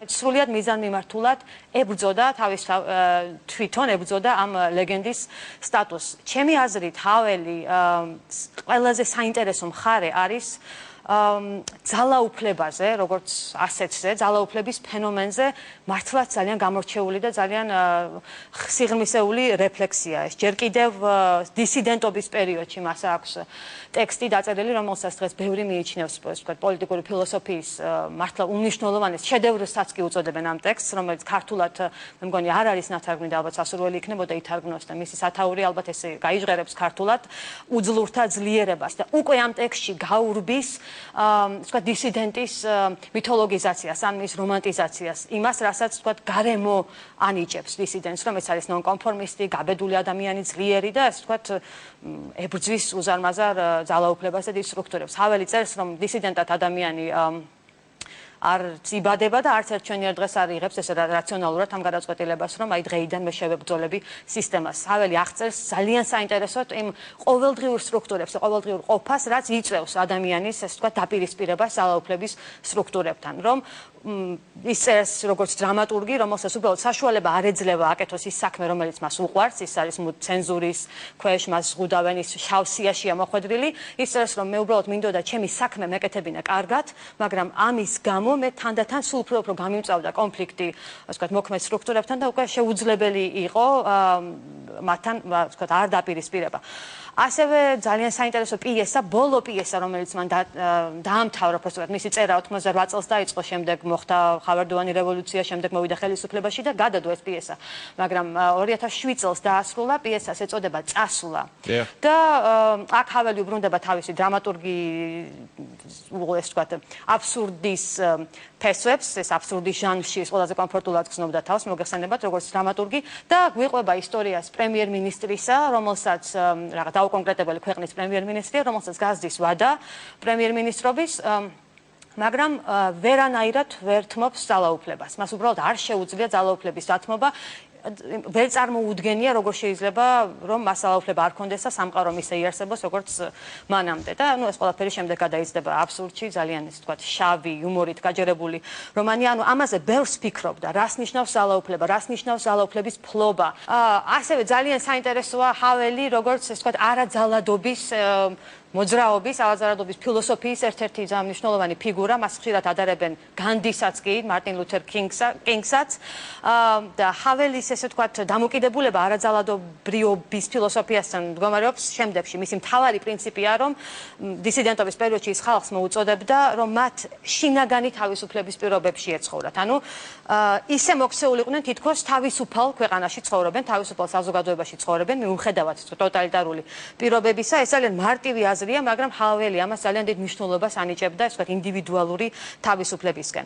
ასევე ჰაველს მიაჩნდა, რომ ასე ვთქვათ, მცირე მასშტაბის რაღაც მორალურ აქტს, მცირე მასშტაბის წინააღმდეგობას, რომელსაც შეიძლება ამ მოცემულ მომენტში არ ვანიჭებდა დიდ მნიშვნელობას, სამომავლოდ უზარმაზარი, ასე ვთქვათ, გავლენა შეიძლება მოხდეს და გავლენა მოახდინოს. ანუ ის, ასე ვთქვათ, ყოველდღიური ბრძოლის მომხრე იყო და ასევე მომხრე იყო გაგებისა იმ ძალაუფლების სტრუქტურების, რომელსაც ტოტალიტარიზმი, გვიანდელი ტოტალიტარიზმი, კომუნიზმის სახით ჩეხეთში ქმნიდა. ანუ ის რომ მისი აზრით კომუნისტების ვთქვათ მატერიალურ უსაფრთხოებას და ცხოვრების ესე ვთქვათ სტანდარტის ზრდას იყენებდნენ ერთგვარ სატყუარად იმისათვის, რომ მიეღოთ უპირობო მორჩილება მოსახლეობისგან. და სწორედ ამ თავის მისიად მიაჩნდა, რომ ხალხისთვის თვალი აეხილა და მათთვის აეხსნა, რომ რასაკვირველია სოციალურ უსაფრთხოებას გადამწყვეტი მნიშვნელობა აქვს ადამიანის უსაფრთხოებისთვის, მაგრამ ეს და ადამიანის ბედნიერებისთვის უпростоრად, მაგრამ ეს კეთდება ჩვენი თავისუფლების და ჩვენი ეს ვთქვათ სამოქალაქო ღირსების წართმევის ხარჯზე. და ამას უნდა გაეწიოს წინააღმდეგობა. გასაგებია. სალომე, ძალიან საინტერესოა, როგორი იყო არაპოლიტიკოსი ჰაველის იმიჯი, მუსიკა, მისი არაორდინარული ქცევები, ის ვერ ჯდებოდა ვერანაირ სტანდარტში, რომელიც კლასიკური პოლიტიკოსისთვის არის ხო დამახასიათებელი. ამ ყველაფერს ჩეხები როგორ აღიქვამდნენ ჰაველის მხრიდან? ესეც ალბათ ბუნებრივად გამომდინარეობდა იმ ყველაფრიდან, რაზეც უკვე ვისაუბრე. ეს არ იყო, ასე ვთქვათ, პოზა ან რაღაცა ნონკონფორმისტის იმიჯი, რომ დაუშვათ ყველა მიცის ცნობილი ფაქტია ჰაველზე, რომ ძალიან გაუჭირდა მას გაპრეზიდენტების შემდეგ ჩაცმის სტილის შეცვლა და ჯინსის გახდა და ჰალსტუხის გაკეთება. ოღონდ ჰაველს როცა იცნობდნენ მის შემოქმედებას და მის ფიგურას კომპლექსურად, ეს ძალიან ბუნებრივად გეჩვენება. ეს არ გეჩვენება როგორც რაღაცა საჩვენებელ ჟესტად, რომ აი მე ესეთი ვარ, თავისუფალი დრამატურგი და ჯინსებით დავდივარ და ჰალსტუხის საჩემო საქმე არ არის. ეს ძალიან ბევრ დეტალში ვლინდებოდა მისი სისადავე მართლაც და აი თუნდაც მისი გამოსვლები რო ნახოთ, მისი ტექსტები როგორც პოლიტიკოსის, ერთი მხრივ ეს მართლაც ინტელექტუალი საუბრობს ძალიან ფილოსოფიურ თემებზე, ისეთ თემებზე როგორც არის ინდივიდუალური პასუხისმგებლობა, ინდივიდის როლი ისტორიაში, გლობალურ პროცესებში, მაგრამ მეორე მხრივ ის ელექტორატს და მოსახლეობას არასოდეს არ ელაპარაკება, როგორც ეს ვთქვათ, პატარა ბავშვებს. ან არასოდეს არც ენას უჩლეკავს, არც ატყუებს, ისე როგორც პოლიტიკოსების უმრავლესობისთვის არის დამახასიათებელი. მისი დისკურსიც, ეს ვთქვათ, როგორც პოლიტიკოსის იყო ჩეხეთისთვის ძალიან ახალი და პოსტკომუნისტური სივრცისთვის მით უმეტეს, მაგრამ მე ვთვლი, საკმაოდ ორიგინალურად რჩება დღესაც კი. გრანდიოზულობა, საერთოდ პომპეზურობა მას მართლა სძულდა. იმიტომ ჩემი აზრით, ალბათ ამის ერთ-ერთი მიზეზი შეიძლება ის ყოფილიყო, რომ ეს ყველაფერი მას ძალიან ახსენებდა კომუნისტურ წარსულს. ჩვენ გვჩება ძალიან ცოტა დრო, ამიტომ მინდა ამ თემაზეც მოვასწრო შეკითხვის დასმა. ჩვენი მომდევნო სიუჟეტი არის სწორედ მის ამ ადამიანურ პორტრეტზე და ამიტომ მინდა მის პირად ცხოვრებაზე ვთქვა, აქ მისი თანამემამულეები როგორ აღიქვამდნენ, თქვათ, მის პირად ცხოვრებასთან დაკავშირებულ საკითხებს. მას ყავდა ერთი ცოლი, შემდეგ მეორე ცოლი მოიყვანა ძალიან მალე პირველი ცოლის გარდაცვალების შემდეგ. ანუ მთელი ეს მისი პირადი ცხოვრება რამდენად იქცევდა ყურადღებას ჩეხეთში და რამდენად იყო განხილვის საგანი. გარდა ამისა, სანამ ამას მოგიყვებით, ეს საინტერესო დეტალია მისი ცხოვრების, მაგრამ აუცილებლად უნდა ითქვას, მუსიკაზე მკითხე წეღან ვახოთ და მე ვერ მოვასწარი, მე თქვა, ორი სიტყვით უნდა ითქვას, ეს ძალიან მნიშვნელოვანი შტრიხია მისი პორტრეტისა, მისი დამოკიდებულება, ვთქვათ, კონტრკულტურასთან, არა დომინანტურ და ოფიციალურ და გრანდიოზულ კულტურასთან, არამედ კონტრკულტურულ პროცესებთან და ჯგუფებთან. ძალიან ცნობილი დოკუმენტი, რითიც საერთოდ შედგა ჩეხეთის, ეს ვთქვათ, დისიდენტური მოძრაობა, ქარტია 77, დაიწერა მას შემდეგ, რაც ცნობილი ძალიან საინტერესო ჩეხური ფსიქოდელიური მუსიკალური ჯგუფი Plastic People of the Universe დაიშალეს და მისი წევრები დააპატიმრეს. და სწორედ ეს ამან მისცა ბიძგი იმას, რომ შექმნილიყო ოფიციალური დოკუმენტი, რის შემდეგაც უკვე ჰაველი ციხეში მოხვდა და მას ოფიციალურად უკვე მიენიჭა დისიდენტის და ასოციალური ინდივიდის სტატუსი. შემდეგ უკვე გაპრეზიდენტობის პერიოდში ის მართლა ძალიან ახლო ურთიერთობა ჰქონდა ძალიან არაორდინარულ და ექსცენტრიულ ფიგურებთან, ისეთებთან როგორც იყო ფრენკ ზაპა, ლუ რიდი, სწორედ ვაცლავ ჰაველმა ჩამოიყვანა ჩეხეთში როლინგ სტოუნსი, რომელმაც უფასო კონცერტი გამართეს ჩეხეთში ჰაველის პატივსაცემად და ეს დღემდე ითვლება ეს ვთქვათ კომუნიზმისგან გათავისუფლების დღედ, ეს ბევრს ახსოვს ჩეხეთში. ანუ მისი ვთქვათ ბუნება, მისი ფილოსოფია და შეხედულებები ძალიან კარგად ერწყმოდა ამ მხარესაც, ეს ვთქვათ მისი თვითონ წარმოადგენდა ის კონტრკულტურულ ფიგურას თავისი ვთქვათ ადრეული პერიოდის შედარებით გვიანდელი პერიოდის ტექსტებით, აქედან გამომდინარე ეს ყველაფერი ძალიან ეს ვთქვათ ჰარმონიულ იმიჯს ქმნიდა ამ კაცისა, ხო. რაც შეეხება პირად ცხოვრებას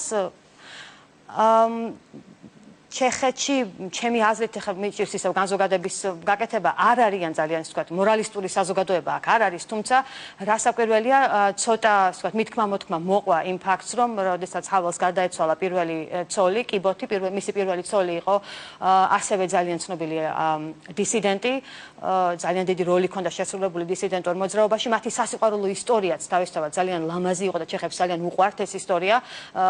ჰაველი იყო ეს ვთქვათ როგორც თქვით საკმაოდ შეძლებული ოჯახიდან, ერთ გავლენიანი კლანიდან, ხოლო ეს ქალი წარმოადგენდა ეს პროლეტარულ კლასს, ძალიან ღარიბი სექტორიდან იყო და ჰაველი ყოველთვის ამბობდა, რომ ამ ურთიერთობამ ის ძალიან გაამდიდრა და ძალიან ბევრი რამე ასწავლა, ვთქვათ, ყოველდღიურ ყოფაზე ადამიანებისა, რომლებიც გაჭირვებაში ცხოვრობენ. ისინი ათწლეულების განმავლობაში იყვნენ, ასე ვთქვათ, სამაგალითო წყვილი. ოლგას გარდაცვალების შემდეგ ჰაველმა ერთი წელიც არ იყო გასული, რომ მეორედ იქორწინა, ასე ვთქვათ, ახალგაზრდა ლამაზ კინომსახიობ ქალზე, ეს ქერა ლამაზი ქალია და ნუ რასაკვირველია რაღაცა სეგმენტი აქაც არის ესეთი მორალისტური, რომლებსაც ეს არ მოეწონათ და თქვენს რომ ჰაველს ძალიან მალე გადადგა ეს ნაბიჯი, მაგრამ უმეტესობას ესმის რომ ადამიანები გლოვას განსხვავებულად უმგალდებიან და ეს არანაირად არ აკნინებს ამ თქვათ მის პირველ კარგი, ძალიან დიდი მადლობა მინდა გადაგიხადოთ საინტერესო საუბრისთვის. მადლობთ, მე შევახსენებ ჩვენს მაყურებლებს, რომ სალომე ასათიანი გვერდთვებოდა პრაღიდან, ჟურნალისტი, რადიო თავისუფლების ჟურნალისტი. ახლა მომდევნო სიუჟეტ შემოგთავაზებთ. უცებ მივხვდი, რომ ეს კაცი მებრალებოდა, ვცადე წარმომედგინა მისი ცხოვრება, სასტიკი გარეგნობის ცველების კამპანიაში გატარებული დღეები, გადატვირთული გრაფიკი, დაუსრულებელი შეხვედრები, მოლაპარაკებები, სესიები, გამოსვლები, როცა უწევს უამრავ ადამიანს მიმართოს, დაიმახსოვროს, ვინ არის, არ დაავიწყდეს წაოხუნჯებაც, მაგრამ ამავე დროს დაუკვირდეს ყოველ სიტყვას, იყოს კორექტული და არ წამოწდეს ისეთი ფრაზა, რომელსაც სენსაციებზე ჩასაფრებული გარესამყარო მის წინააღმდეგ გამოიყენებს. ეს სიტყვები ვაცლავ ჰაველმა მიხეილ გორბაჩოვის შესახებ თქვა. მოგვიანებით ჟურნალისტმა ჰაველს კითხა პრეზიდენტობის პერიოდში თვითონვე ხომ არ დაემსგავსა გორბაჩოვს. მისი მეგობარი იხსენებდა, რომ ჰაველს ერთი სული ჰქონდა პოსტი დაეტოვებინა. დისიდენტ და პრეზიდენტ ჰაველზე არანაკლებ საინტერესოა ჰაველი პოლიტიკის მიღმა და ჩვენი მომდევნო სიუჟეტი სწორედ ამაზეა. ჰაველის პირველ პიესა ბაღის წვეულება 1963 წელს აბსურდის თეატრის სეზონზე იქნა წარმოდგენილი. პიესამ მოწონება დაიმსახურა, მაგრამ ისიც აღნიშნეს, რომ ჰაველი სოციალისტურ ჩარჩოებს გასცდა. თეატრში კაპლდინერად მუშაობდა ოლგა სპრიჩალოვა, ჰაველის მომავალი მეუღლე. ოლგა 1933 წელს პროლეტარების ოჯახში დაიბადა. ხელმოკლეობის გამო კარგი განათლების მიღების საშუალებაც არ ჰქონდა. ვაცლავი და ოლგა პირველად 1956 წელს კაფეში შემთხვევით შეხვდნენ ერთმანეთს. მაშინ ჰაველი ჯერ კიდევ ჯარში მსახურობდა. მოგვიანებით ურთიერთობა თეატრში გაგრძელდა. ვაცლავის დედა ინტელიგენტთა ოჯახიდან იყო და ეწინააღმდეგებოდა შვილის პროლეტარ ოლგასთან შეხვედრებს. ამის მიუხედავად 1964 წელს მათ საიდუმლოდ იქორწინეს. ჰაველი აქტიურად აგრძელებს პიესებზე მუშაობას.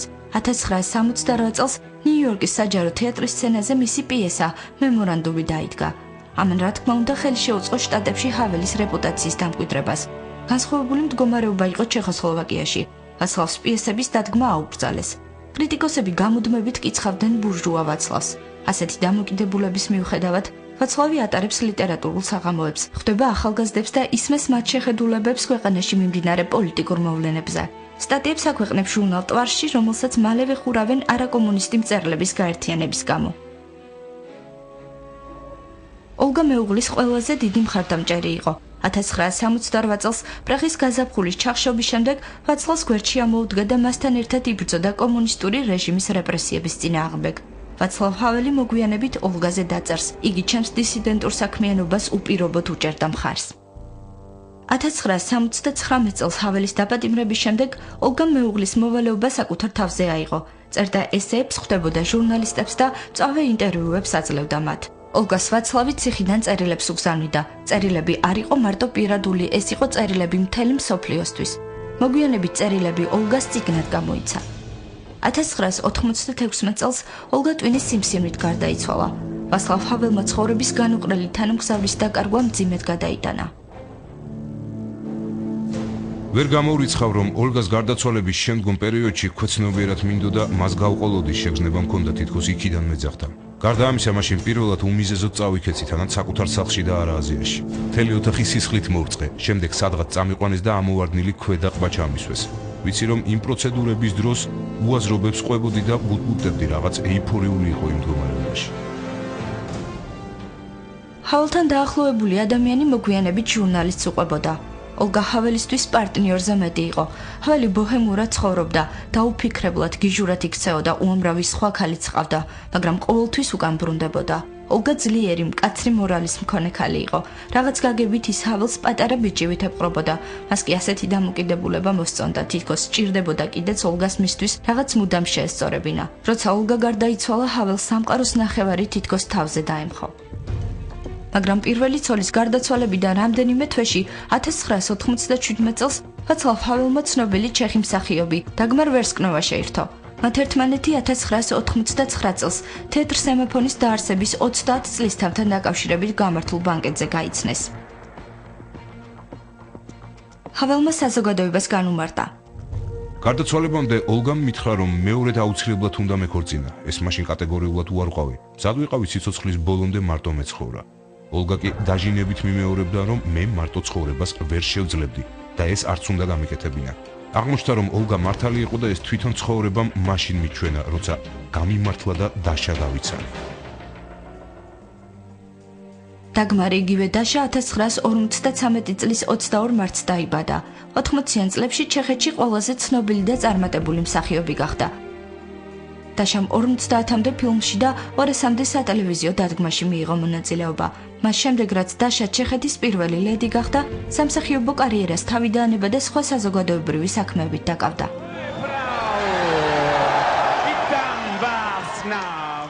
რეზიდენციაში მოტოციკლით გადაადგილდებოდა. უსმენდა როკ-ენ-როლს, როკს. პრაღაში როლინგ სტოუნსიც კი ჩაიყვანა. მაშინ ჯგუფისთვის ჰონორავის გადასახდელი თანხა ვერ მოიწევნა, თუმცა მიკ ჯაგერმა ჰაველის პატივსაცემად უფასო კონცერტი გამართა. ვაცლავი Velvet Underground-ის ვოკალისტთან, ლუ რიდთანაც მეგობრობდა. ავანგარდისტი როკმენი ფრენკ ზაპა კი 1990 წელს მან მთავრობის კულტურის ელჩად დანიშნა. საპრეზიდენტო ვადის ამოწურვის შემდეგ ჰაველმა აქტიურად დაიწყო პიესებზე მუშაობა და ესეების წერა. ბოლო პიესას წასვლა დაარქვა. მთავარი პერსონაჟი ქვეყნის ყოფილი ხელმძღვანელია, რომელიც ხელისუფლებიდან უნდა წავიდეს, მაგრამ ამის გაკეთება უჭირს. წასვლის თემა ჰაველის შემოქმედებაში ყოველთვის ერთ-ერთი მნიშვნელოვანი იყო. შეიძლება ითქვას, ეს მას ყველაზე კარგად გამოსდიოდა. ჰაველი ძველ მეგობარსა და კლასელთან, მილოშ ფორმანთან ერთად მიუნხენზე ფილმის გადაღებასაც აპირებდა. სცენარიც დაწერილი ჰქონდათ, მაგრამ პროდიუსერულმა ფირმამ ფილმის გადაღება გადაიფიქრა. ბოლო წლებში ჰაველი სიკვდილზე ხშირად ფიქრობდა, ამზადებდა საფლავს საკუთარი გარდაცვალებისთვის. არ უნდოდა საფლავის ქვაზე განსაკუთრებული წარწერები, ტიტულები და პროფესია, ისე როგორც დანარჩენებს, უნდოდა მის საფლავზეც მხოლოდ სახელი და დაბადება გარდაცვალების თარიღები ყოფილიყო. თვითმკვლელობა არასოდეს მიცდია, თუმცა სიკვდილზე მთელი ცხოვრება ვფიქრობ, ასაკის მატებასთან ერთად კი უფრო ხშირად. არა მარტო იმიტომ, რომ ბერდები და არც მხოლოდ იმიტომ, რომ საავადმყოფოში არაერთხელ ჩამიხედავს სიკვდილისთვის თვალებში. ფიქრობ უფრო იმიტომ, რომ ნელ-ნელა ჩემთვის უძვირფასესი ადამიანები მტოვებენ. შეუძლებელია არ იფიქრო სიკვდილზე. მე ჩემი აღსასრულისთვის ცოტა არ იყოს ბიუროკრატიულად მემზადები. მინდა ჩემს შემდეგ დარჩეს წესრიგი.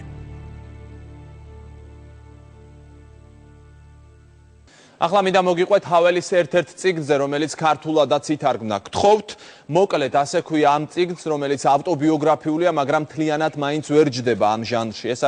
ეს არ არის კლასიკური გაგებით მემუარები წიგნი, რომელსაც თავად ავტორი უცნაურს უწოდებდა, მართლაც გამოირჩევა ორიგინალურობით. მასში ჰაველი თავისი დროის ყველა მნიშვნელოვან მოვლენას ეხება და საინტერესო დეტალებს ყვება.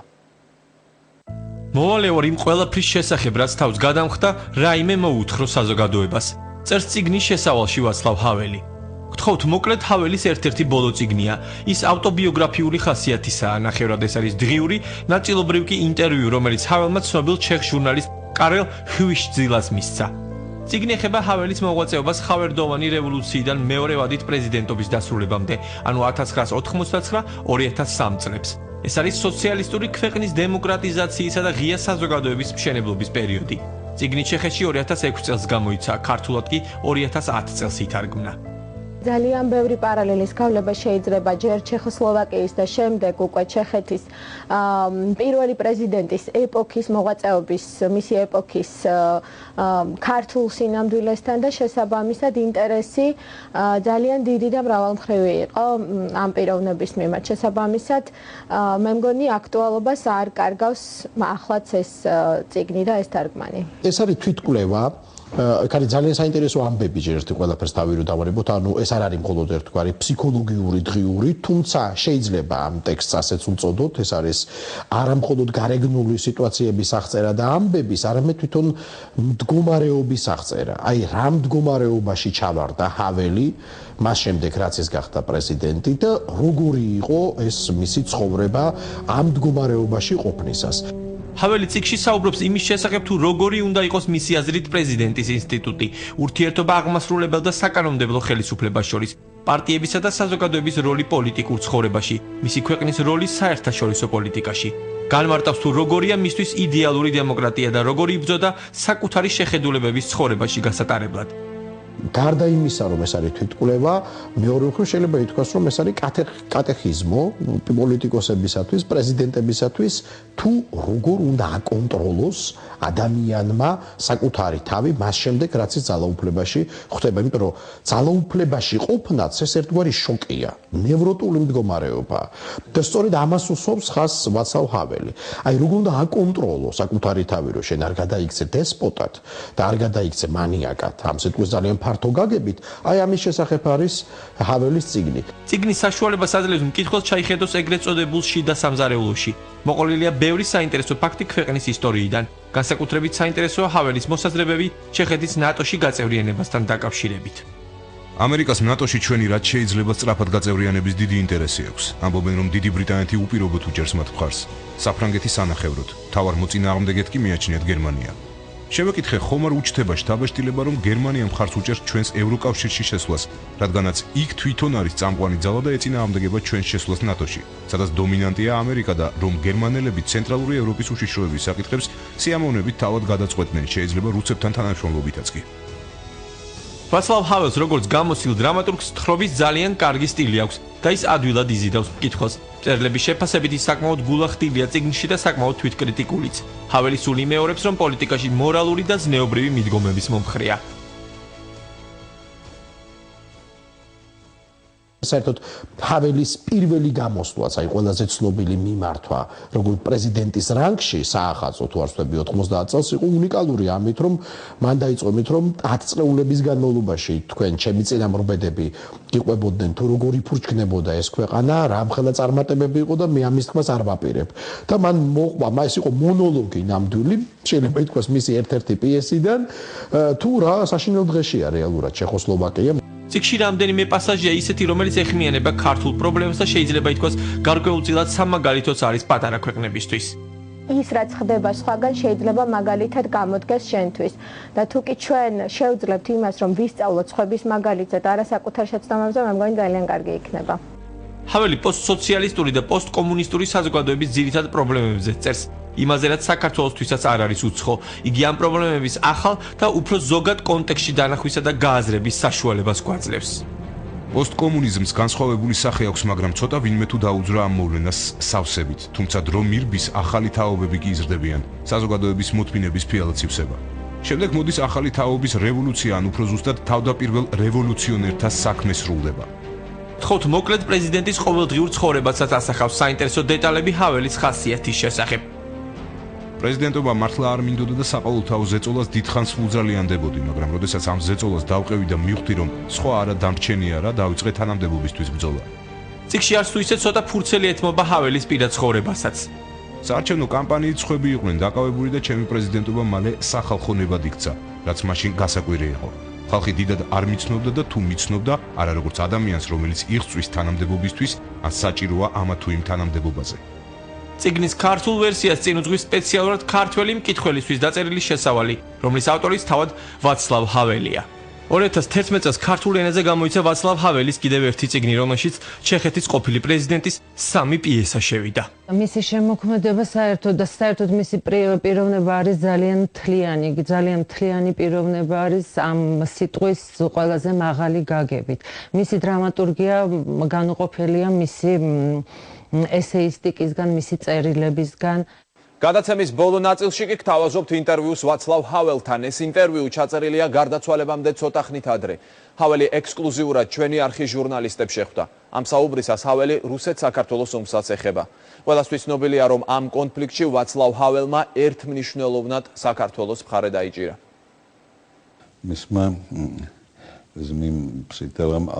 მე ყოველთვის მაინტერესებდა და მიკვირდა, რატომ აქვთ დიდ სახელმწიფოებს ასე ხშირად იმის სურვილი, რომ კიდევ უფრო დიდები უნდა იყვნენ. და ამისთვის მოახდინონ შეჭრა ახლო საზღვარგარეთში. მე ყოველთვის მიკვირდა, როგორ აქვთ დიდ ქვეყნებს იმის კომპლექსი, რომ არასაკმარისად დიდები არიან და ცდილობდნენ გახდნენ უფრო დიდები და რაც უფრო დიდია ის სახელმწიფო, მით უფრო დიდია მისი ეს უცნაური მოთხოვნილებაც.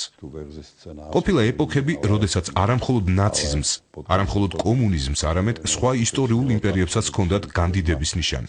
ოსმალეთის იმპერია, რომის იმპერია, ყველა მათგანი რაც უფრო დიდი იყო, ფიქრობდა, რომ არასაკმარისად დიდია და უნდოდათ კიდევ უფრო დიდი ყოფილიყვნენ. არსებობს სამხედრო გზები, თუ როგორ დაიმორჩილონ ის პატარა მიწები. ჩვენ მსგავსი უკვე გადავიტანეთ 1968 წელს, ასევე რაც ჩვენ გადავიტანეთ 38 წელს, ნაციზმის ეპოქაში. ეს არის ის, რაც საქართველომ გადაიტანა სამხრეთ ოსეთთან და აფხაზეთთან დაკავშირებით. მაგრამ დღეს უფრო თანამედროვე და დახვეწილი მეთოდები არსებობს, ვიდრე სამხედრო თავდასხმა და ეს არის დაუფლების პოლიტიკური და ეკონომიკური მეთოდები. დაიწყებენ ცალკეული საწარმოების, ფირმების, სახლების შესყიდვას, დაიწყებენ იქ გადასახლებას და უეცრად აღმოჩნდება, რომ რატუშაში უფრო მეტი გავლენა აქვთ, ვიდრე ჩეხ მოსახლეობას ჩვენს ქვეყანაში. უბრალოდ მოსახლეობა ვერაცნობიერებს, რომ ცოტათი იმ იმპერიალისტურ ინტერესებს ემსახურება. ჩვენ ჩრდილოამერიკული ატლანტიკური ალიანსის ნაწილი ვართ, მაგრამ მაინც უნდა ვიყოთ ფხიზლად. მართალია ხშირად ეს ექსპანსიურობა, იმპერიალისტურობა დაკავშირებულია რაღაც უმცირესობასთან, რომელიც იმ ხსენებულ ქვეყნებში არსებობს. ის უმცირესობა შეიძლება უმრავლესობა იყოს, მაგრამ ამ უმცირესობის გადარჩენის სახელით, ვითომ და მისი გადარჩენის ინტერესებში საჭიროა იქ ჩარევა და ახლო საზღვარგარეთიდან მიწის რკალის მშენებლობა საკუთარი თავის გარშემო. არა კომუნისტური და სოციალისტური მეთოდებით, არამედ კაპიტალისტური მეთოდებით. საქართველოს შემთხვევაში ეს იყო პირდაპირი სამხედრო შეტევა. ეს არ არის სავსებით ტიპური. სიტუაცია უკიდურესია, რითვისაც უნდა გაეძლოთ სიმტკიცით. ქვეყნებს მუდმივად უნდა ჰქონდეთ რაღაც არაღიარებული შიში ამ დიდი მეზობლისა. ეს წნეხი არსებობს და ეს როგორც ჩანს საერთო ისტორიული მოვლენაა. არ ვიცი ამის შესახებ ვინმემ დაწერა თუ არა ანალიზი, მაგრამ დაიწერა. გამოიცა ძალიან საინტერესო წიგნები ცალკეული ისტორიული მოვლენების შესახებ ლიტვაზე ზეწოლით დაწყებული. დაფიქრება ღირს იმის შესახებ, თუ როგორი სხვადასხვა სახე აქვს ერთსა და იმავე ფენომენს. ფიქრობ, რომ ქართული დამოუკიდებლობის დაცვა საჭიროა ყველა შემთხვევაში სამხედრო ძალით. ეს არის უკიდურესი ვითარება, უკიდურესი შემთხვევა, მაგრამ ის რაც ძალიან მნიშვნელოვანია, ეს არის საერთაშორისო მხარდაჭერა საქართველოსთვის. ევროკავშირი ზოგჯერ ფრთხილად არის ხოლმე და საერთაშორისო სიტუაციის გაუარესების შიშით ევროკავშირი ხშირად არ გამოდის მტკიცედ, ენერგიულად ერთმნიშვნელოვანი ძალადობის წინააღმდეგ. ამას ზოგადად ვამბობ და არა მხოლოდ საქართველოს საქმესთან დაკავშირებით.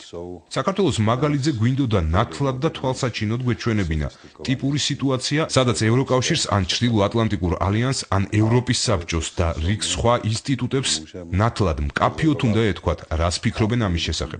არ შეიძლება თვალზე სარქველები გქონდეს და არ დაინახო რაღაცები და ის საფრთხეები, რომლებიც მათში იმალება.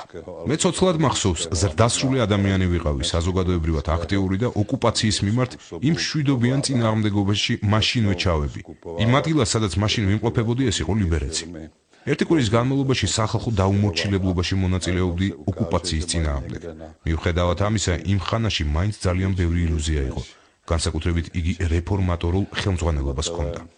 მაშინ უბრალოდ ხელისუფლებაში მოხვდა კომუნისტური პარტიის რეფორმატორული, თავისუფლად მოაზროვნე, უფრო გონიერი ფრაქცია. შეეძლო დაყნობოდა მთელ სახალხო მხარდაჭერას, მიუხედავად ამისა საერთაშორისო სიტუაცია არ იყო ისეთი ხელშემწყობი, როგორც მაგალითად 1989 წელს. და ნათელი იყო, რომ დასავლეთი არანაირი განსაკუთრებული მეთოდით არ დაგვეხმარებოდა. 1989 წელს ეს უკვე სხვა იყო. ეს იყო უკვე სხვა საერთაშორისო კონტექსტში. პოლონეთში სოლიდარობა იყო, რუსეთში პერესტროიკა იყო და ის ცვლილებები, რაც 1989 წელს მოხდა, შეუქცევადია, მაგრამ ასე არ იყო 1968 წელს. ხელმძღვანელობა ცოტათი ილუზიებში იყო. დაუღალავად ცდილობდა ამის ახსნას საბჭოეთებისთვის, თუ როგორი კარგი აზრები ჰქონდათ და რომ ეს ცოტათი სხვა სახის კომუნიზმია და რომ არ არის საჭირო ღელვა.